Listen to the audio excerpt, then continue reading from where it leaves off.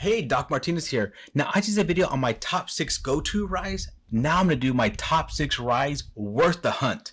Are you ready for this one? Let's go.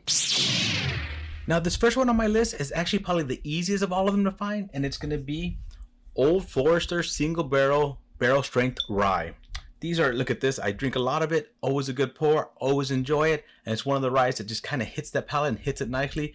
For the price and the proof, worth the hunt. Number 5 on my list is H. Taylor Straight Rye Bottled and Bond.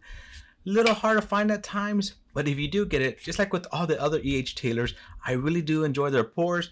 This one has a great pour, great flavor, and worth having on your shelf. Now these next ones are a little bit harder to find. So number 4 on my list is Prideful Goat 15-Year Rye. Now these are limited releases. Price has gone up a lot on it, but when it first came out, it was a great price for it.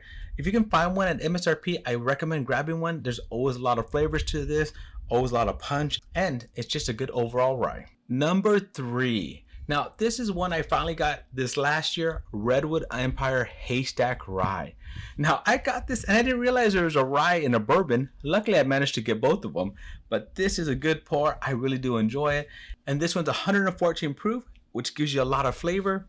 Look how dark that is, nice darkness, and the bottle's pretty cool. So this is one that I think is worth the hunt as well. Number 2 on my list, and I bet this is on a lot of your lists as well, as something worth hunting, Michter's Single Barrel 10-Year Rye. Now the proof on this is 92.8 proof. I wish I could just bump this up to 100 or just a little bit above that.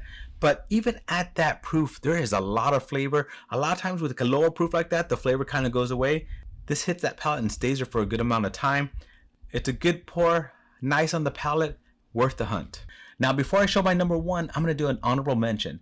Now this honorable mention is not my number 1 because I don't have a bottle of it, and I wanted to share with you bottles I have, but I have had pours of it.